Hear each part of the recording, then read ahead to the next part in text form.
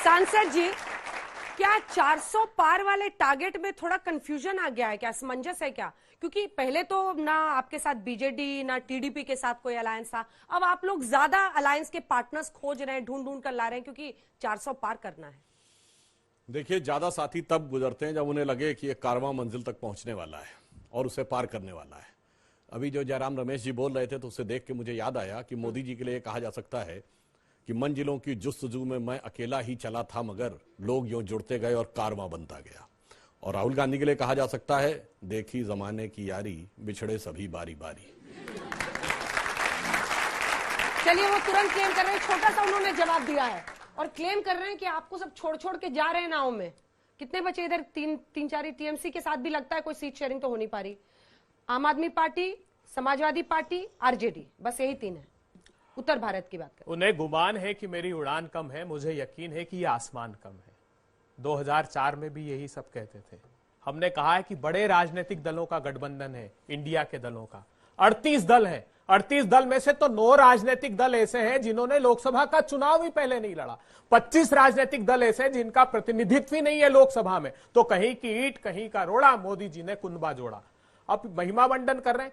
आप बात करते हैं अधिनायकवाद की। महाराष्ट्र में बैसाखियों पर है, महाराष्ट्र जैसे प्रांत में, बिहार जैसे प्रांत पर बैसाखियों में है। अभी आप देखिए कैसे उड़ीसा में जा रहे हैं कि बीजेडी हमारे साथ आ जाए, टीडीपी आंध्र प्रदेश में साथ आ जाए। तो फिर यह अधिनायकवाद कैसा? ये 400 की लड़ाई नहीं है। दिल धक धक करने लगा जब कहते अब की बार 400 पार। तो ऐसा लगता है, ऐसा ना हो कि पेट्रोल डीजल 400 पार कर दें, ऐसा ना हो दाल और तेल 400 पार कर दें। इनको जब भी प्रचंड बहुमत सत्ता का मिला है, इन्होंने दमन किया है। तो मैं पूरे विश्वास के साथ कहता हूं कि जो हमारे राजनीतिक दलों का गठबंधन है, जहां जो मजबूत है वो दृढ़ता से लड़े, लेकिन भारतीय जनता पार्टी की सरकार नहीं बनेगी, इस बात के लिए हम पूरी तरह आश्वस्त हैं। बड़े प्रांतों में हमारा गठबंधन हुआ, बिहार में हमारा गठबंधन हुआ, महाराष्ट्र में हमारा गठबंधन हुआ है, और ये दोनों प्रांत डिसाइसिव रोल प्ले करेंगे। मध्य प्रदेश, छत्तीसगढ़, राजस्थान, यहां हमको गठबंधन की आवश्यकता नहीं, क्योंकि बहुत प्रभावशाली राजनीतिक दल नहीं है। दिल्ली में हमारा गठबंधन आप पार्टी से हुआ है, मगर जहां जो प्रांत में मजबूत है, चाहे वेस्ट बंगाल में ममता जी हो, चाहे पंजाब में आप हो, जो जहां मजबूत है वहां लड़े। हम भी समान रूप से साथ में लड़ेंगे। लेकिन नमस्कार दोस्तों, फिर से एक बार आ चुका हूं न्यू डिबेट के साथ। दोस्तों, इस डिबेट में कांग्रेस प्रवक्ता इतनी ही खुशी हो रही थी कि मानो 2024 के लोकसभा चुनाव में राहुल गांधी ही प्रधानमंत्री बनेंगे। लेकिन कांग्रेस प्रवक्ता को इतना भी ज्ञान नहीं था कि इस डिबेट में सुधांशु त्रिवेदी भी है। फिर दोस्तों, सुधांशु त्रिवेदी और कांग्रेस प्रवक्ता आपस में दोनों भिड़ गए। लेकिन दोस्तों, मैं आपको रिक्वेस्ट करना चाहता हूं कि इस डिबेट को एंड तक देखिए, क्योंकि आज का इस डिबेट में बहुत ही फानी और मज़ेदार डिबेट होने वाला है। तो दोस्तों, वीडियो को एंड तक देखिए, और वीडियो पसंद आए तो एक छोटा सा लाइक जरूर कर देना। हम लोग इंडिया का गठबंधन दल। उमर अब्दुल्ला ने क्या कहा सुना आपने? बिल्कुल ठीक है। वो कह रहे हैं ये अडानी, ये मोदी का परिवार, ये सब चलता नहीं है। अंजना जी, वो आईना दिखा रहे हैं। अंजना जी, मैं पूछता, बताइए तो ये कह दे कि इलेक्टोरल बॉन्ड के डेटा जारी कर देंगे 13 मार्च को। सर्वोच्च अदालत ने कहा क्यों? क्योंकि क्विड प्रो को है, वहां पर उन कंपनियों के नाम शुमार है जिन, आप जानते हैं एनसीएलटी का एक हर्ष गोयनका जी का ट्वीट देखिएगा, देश के महान उद्योगपति हैं। उन्होंने कहा कि एक्सचेकर का पैसा प्रधानमंत्री जी लूटा जा रहा है। 90% हेयर कट। बैंकिंग सेक्टर में हेयर कट का अर्थ है कि 10,000 करोड़ की कंपनी को 300 में सेटल कर रहे हैं। 5,38,000 करोड़ का स्कैम है। ना खाऊंगा ना खाने दूंगा। 5,35,000 करोड़ के बैंक फ्रॉस्टर्स को बाहर विदेश भगा दिया इन लोगों ने। 14 लाख करोड़ रुपए इस लोगों का नॉन परफॉर्मिंग। तो ये सब मुद्दे आप राहुल जी को बताते हैं या नहीं बताते? नहीं, राहुल जी भी बोलते हैं दृढ़ता से। अडानी करते रहते हैं क्या? कल भी कह रहे थे कि जीएसटी आप 18% देते हो शर्ट पे, अडानी जी भी 18% देते हैं। वो क्या समझा रहे हैं? ये तो मेन स्ट्रीट मेमो की रिपोर्ट बताई, उसने कहा कि जीएसटी गलत तरीके से लगाने से और नोटबंदी से एमएसएमई स्पॉइल हो गया। राहुल गांधी जी क्या गलत कह रहे हैं? अडानी का मुद्दा, मेरा सवाल तो समझिए, उमर अब्दुल्ला कह रहे हैं अडानी नहीं चलेगा। बेरोजगारी का मुद्दा है, बहुत सारे मुद्दे, परिवार पर आरोप लगाना, ये सब नहीं चलेगा। ये क्या मतलब? अब तो आपका साथी आपको समझा रहा है। हिम्मत से सच को बोल दो तो बुरा मानते हैं लोग, रो रो के बात कहने की आदत रही नहीं। राहुल गांधी जी जो सच है वो देश के सामने रहेंगे। मैं कहता हूं उनका छोटा स्वभाव सा जवाब सत्ता केंद्र। बिल्कुल सुधांशु जी, छोटा सा फिर सच क्या आपके है पास कि इलेक्टोरल बॉन्ड्स पे हमारा तो स्टैंड था कि नहीं बताना चाहिए, इनका स्टैंड था बताना चाहिए। हमें 6000 कुछ सौ करोड़ रुपए मिला है इलेक्टोरल बॉन्ड से, इनसे पूछिए 1133 करोड़ मिला है कि नहीं। बताइए, काहे नहीं बता रहे हैं भाई, जारी करो। आपका तो स्टैंड है जारी करना, आपको मिला आप तो बता दो। अरे आप जैसे कोई कहे किसी के बैंक अकाउंट में क्या कितना बात खाता है, करते हैं? बैंक नहीं बता रहा, मैं तो बता दूं मेरे बैंक अकाउंट में कितना खाता है, ये है। इसीलिए सांसद आपकी हैं, नियत महोदय। है सर अपने मैं जवाब ले लूं अपने सर turn अपने पे, टर्न प्लीज पे। सर। और जहां तक इनका कहना है तो भाई अगर 1133 करोड़ इनको मिला है, 6000 कुछ सौ करोड़ हमको मिला है, तो भाई कांग्रेस से 6 गुनी हैसियत तो भाजपा की है ना।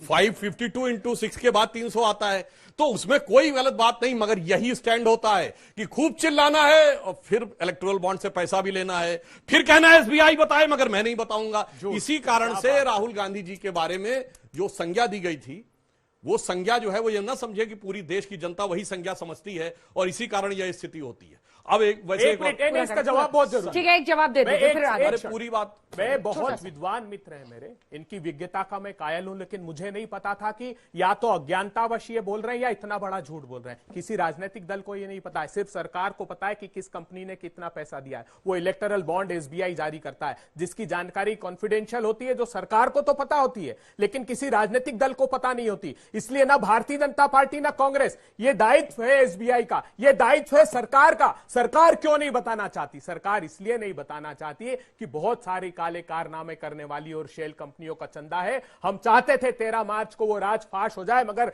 ये कहा गया कि आज नहीं साहब, चुनाव के बाद वो जानकारी दी जाएगी। इसलिए संदेह होता, और संदेह नहीं, उस बात की पुष्टि आज नहीं तो कल होगी कि क्या काले कारनामे। अद्भुत उदाहरण देते हैं भाई, खुद 1133 करोड़ लेके बैठे हो, कह रहे हैं काले कारोबार करने वाली कंपनियों का चंदा है। भाई आपको मना कर देना चाहिए था, नहीं लेंगे। ठीक वही है, अडानी चिल्लाते थे, और सबसे बड़ा 60,000 करोड़ का प्रोजेक्ट दिया था राजस्थान में। माइनिंग का सबसे बड़ा प्रोजेक्ट छत्तीसगढ़ में 13,000 करोड़ का दिया था। केरल में सबसे बड़ा इन्होंने शिपिंग का प्रोजेक्ट दिया था। यही है दिल्ली में आके हल्ला मचाना है, और हकीकत में जो नितिन गडकरी पे डोरे डाल रहे हैं, कह रहे हैं पहली लिस्ट में उनका नाम नहीं था। उद्धव ठाकरे कह रहे हैं कि आप आइए इधर, हम आपको चुनाव लड़ाते हैं। सबसे बड़े महाराष्ट्र के नेता सुप्रिया सुले उन्हें बता रही है, पृथ्वीराज चव्हाण भी कह रहे हैं इधर आ जाइए। 4 घंटे मीटिंग चलने के बाद बहुजन विकास अघाड़ी के प्रकाश अंबेडकर जी ने क्या बोला बाहर आके, अरे भाई महाराष्ट्र की तो हमारी कोई सीट अनाउंस ही नहीं हुई। जब महाराष्ट्र में गठबंधन अनाउंस हो जाएगा उसके बाद होगा, मगर इनके सामने तो समस्या क्या है, इनका तो गठबंधन बड़ा बेहतरीन है। सुनिए, इन्होंने भी उदाहरण दिया कि अलग अलग राज्य के हिसाब से लड़ते हैं। देखिए, दिल्ली में आम आदमी पार्टी और कांग्रेस साथ साथ है, और पंजाब में लड़ाई है, फ्रेंडली फाइट है। अब आइए केरल, तो और भी अद्भुत है। मतलब रूलिंग पार्टी कम्युनिस्ट और प्रिंसिपल अपोजिशन पार्टी कांग्रेस उस पार्टी के खिलाफ गठबंधन किए हुए जिसका एक भी सांसद नहीं है, भाजपा के खिलाफ। मतलब गजब आपने उदाहरण दिया हुआ है इंडी गठबंधन का। इस पे मुझे वो पंक्ति याद आती है कि जो कम्युनिस्ट और कांग्रेस पे केरल में, और आम आदमी पार्टी और कांग्रेस पे पंजाब और दिल्ली में लागू होता है कि तुम्ही से मोहब्बत तुम्ही से लड़ाई, अरे मार डाला दुहाई दुहाई। यही अरे निशाल जी की बारी आने दीजिएगा। एक सेकंड, बस वैसे ही वो मोक्ष मुद्रा में एकदम मुद्रा में एकदम देखिए खुश है। ऐसे ऐसे इशारा 10 सेकंड में लेना चाहता हूं। हाँ।